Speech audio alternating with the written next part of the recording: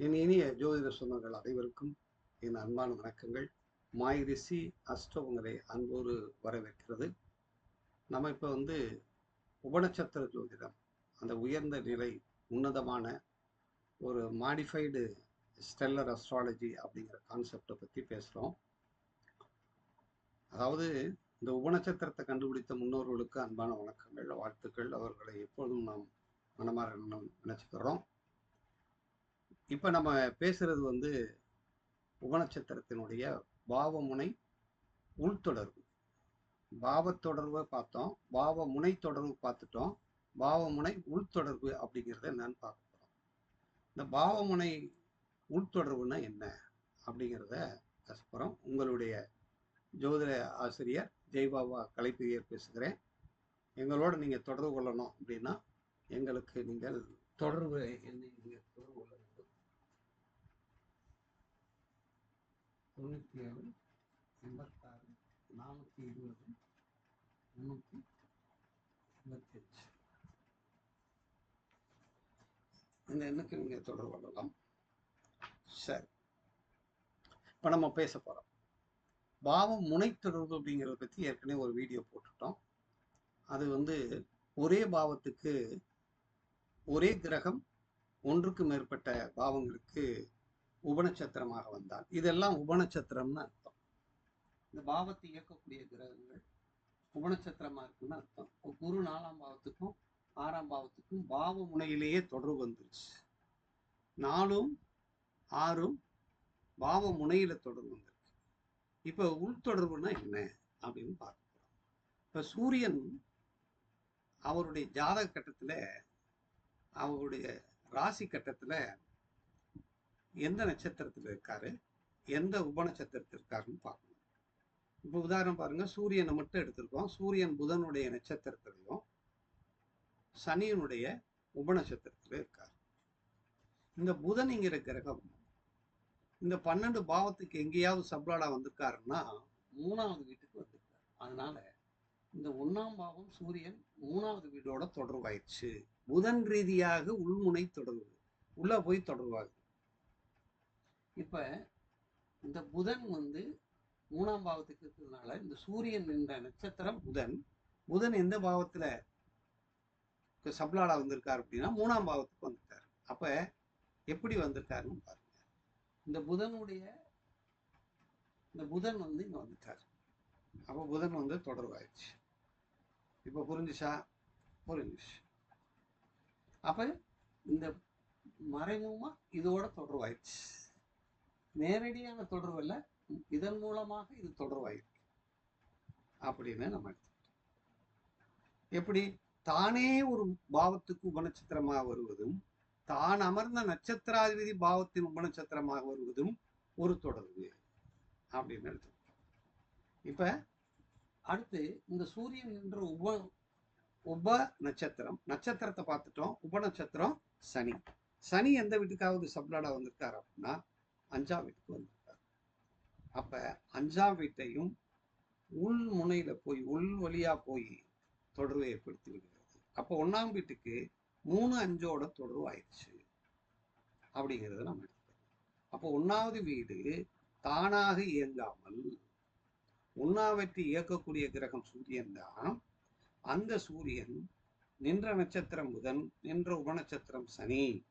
நட்சத்திரம் என்பது சம்பவம், உபநட்சத்திரம் என்பது தீர்மானம். ஒரு கிரகம் தான் நின்ற நட்சத்திரம் என்பது சம்பவத்தையும் வாய்ப்பையும் காட்டுகிறது. அது நின்ற உபநட்சத்திரம் அந்த வாய்ப்பை மறுக்கப்படுதா அல்லது ஆதரிக்கிறதா அப்படி என்று பார்ப்போம். இது என்ன, அந்த மறுக்கப்படுதா ஆதரிக்கதா அப்படின்னா என்ன அப்படின்னா, இந்த வீடுகளை 12 வீடுகளை நம்ம எப்படி பிரிக்கிறோம் அப்படின்னா, ஒற்றைப்படை வீடுகள், இரட்டைப்படை வீடுகள்னு பிரிக்கிறோம். 1, 3, 5, 7, 9, 11 இதெல்லாம் ஒற்றைப்படை வீடுகள் அப்படின்னு அர்த்தம். ஒற்றைப்படை வீடுகள். இரட்டைப்படை வீடுகள்ங்கிறது 2, 4, 6, 8, 10, 12. இவங்கெல்லாம் ஒரே ஒரு அணியாக இருக்கிறாங்க. அப்ப நட்சத்திரமும் உபநட்சத்திரமும் ஒரே இனத்தை சார்ந்தவர்களா, அதாவது ஒரே வகையை சார்ந்தவர்களா? ஒற்றைப்படை வீடுகள் என்பது ஒரே தன்மை உடையவாகவும் ஒரே இயல்புகளுடையதாகவும் ஒரே குணாதிசயங்களுடையதாக இருக்கு. ஒரே அணின்னு வச்சுக்கோங்க. இப்ப இப்ப உதாரணமாக 1ஆம் பாவம் 3ஆம் பாவத்தோடையும் 5ஆம் பாவத்தோடையும் தொடர்பாயிடுச்சு. இந்த 3, 5 என்பது ஒரே அணியை சார்ந்ததுனால 1ஆம் பாவத்துக்கு அப்படியே இந்த 3, 5 காரகத்துவம் வந்துடும். 3ஆம் பாவம் என்பது என்ன? சூழ்நிலை தகுந்தாப்புல தன்னை மாற்றிக்கொள்ளக்கூடிய அந்த எண்ணம், சுயமான முயற்சி சூழ்நிலை தகுந்தாப்புல மாறக்கூடியது, முயற்சி எடுக்கக்கூடியது, எப்போதும் ஓடிக்கொண்டே நடந்து கொண்டே இருக்கக்கூடிய அமைப்புடையது தான் மனசு. 1ஆம் பாவம் 3ஆம் பாவத்தோட தொடர்பாயிடுச்சு. சூழ்நிலைக்கு தகுந்தவாறு 1ஆம் பாவம் என்பது ஜாதகர், 1ஆம் பாவம் என்பது ஜாதகருடைய சிந்தனையும் செயல்பாடு. 3ஆம் பாவத்தோடு தொடர்பு கொள்ளும்போது அவர்களுடைய சிந்தனையும் செயல்பாடும் என்ன செய்ய போகுது? எப்படி இருக்கும்? சூழ்நிலைக்கு தகுந்தவாறு தன்னை மாற்றிக்கொள்ளக்கூடிய சிந்தனையும் செயல்பாடுகளை ஆக்கி கொள்கிறார்கள். அடுத்து 5. 5ஆம் பாவம் என்ன? ஒரு பாவத்திலிருந்து எண்ணி வரும் 5ஆம் பாவம் அந்த பாவத்தை மென்மேலும் வளர்க்கக்கூடியது, ஒரே அணியை சார்ந்தது. அப்ப 3ல இருந்து 5 என்னம்னா 3, 4, 5 3வது சூத்திரமா வருது. அப்படி 3வது சூத்திரமா வரும்போது இந்த 3ஆம் பாவத்தின் காரகத்துவத்தை, சூழ்நிலைக்கு தகுந்தாப்புல மாறக்கூடிய காரகத்துவத்தை 3ன்னு வருதுனால அடுத்த பரிணாமத்திற்கு அடுத்த டெவலப்மெண்ட், டபுள் டெவலப்மெண்ட்டாக மாறிவிடுகிறது.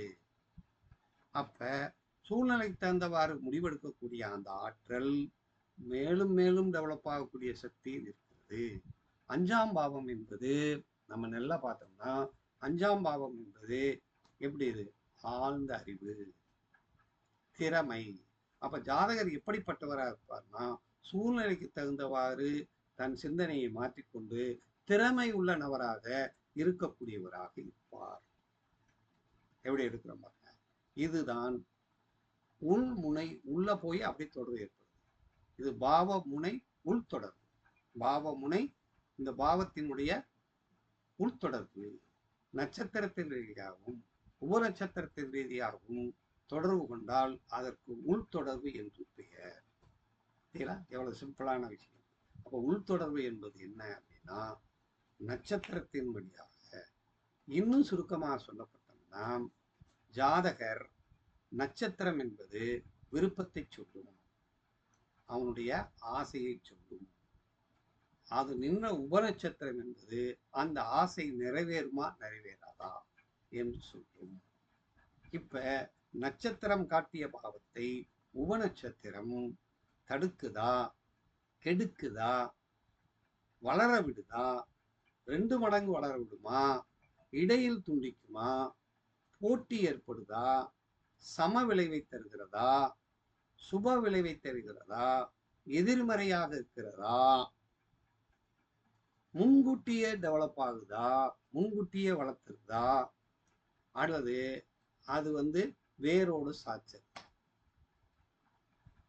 கெடுத்திருக்கா என்று பார்த்தமையானால் இதை சூத்திரத்தை நாம் படித்தோம். இந்த சூத்திரத்தை பற்றி அடுத்து பேசுவோம். ஆனால் இப்போ நாம் தெரிந்து கொள்ள வேண்டியது இந்த 1ஆம் பாவம் என்பது ஜாதகருடைய சிந்தனையும் செயல்பாடும் எப்படி இருக்கு?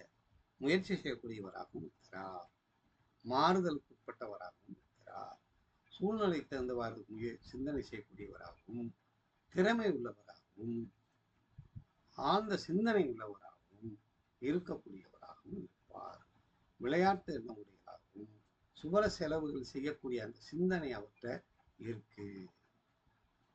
பிடிவாதம் இல்லாத மனிதனாக, இவற்றை பிடிவாதமே இருக்காது, விட்டு கொடுத்து போகக்கூடிய அந்த சிந்தனை உள்ளவராக இருக்கிறார். இதுதான் முதல் தொடர்பு. 2வது தொடர்பு பாவ முனை தொடர்பு, பாவ முனை உள் தொடர்பு அப்படின்னு அர்த்தம். இப்போ உங்களுக்கு புரிஞ்சிருக்குன்னு நினைக்கிறேன். இது உள்தொடரை பற்றி நாம எடுத்துக்கொள்கிறோம். இது இந்த பாவமுனை தொடர் உள்தொடர்புல நிறைய விஷயங்கள்.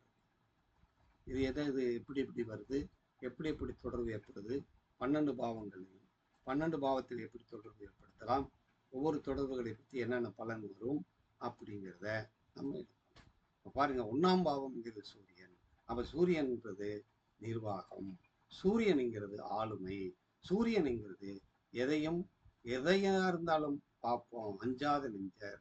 ஜாதகர் எப்படிப்பட்டவராக இருக்காருன்னா அஞ்சாத நெஞ்சவராக இருக்கிறார்.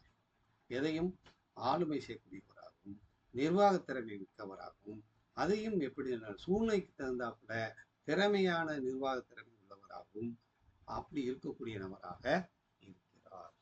இப்படி பலன் நடக்கணும். இதுதான் பாவமுனை தொடர்பினுடைய ரகசியம். இது எப்படிலாம் எடுக்கிறாங்கிறதையும் அடுத்து நம்ம பார்க்க போறோம். இது மீண்டும் இந்த உபநட்சத்திர ஜோதிடத்தை நாம் தெளிவாக பார்க்கிறோம். வாழ்க வளமுடன், வாழ்க வையகம். உங்களுடைய கருத்து உங்களுக்கு பிடிச்சிருந்தா எங்களுக்கு சப்ஸ்கிரைப் பண்ணுங்கள், அல்லது கமெண்ட் சொல்லுங்கள், வாழ்த்துக்கள் சொல்லுங்கள் என்று கூறி உங்களிருந்து விடைபெறுவது ஜெய் பாபா கலை பிரியர். வாழ்க வளமுடன், வாழ்க வையகம். குரு வாழ்க.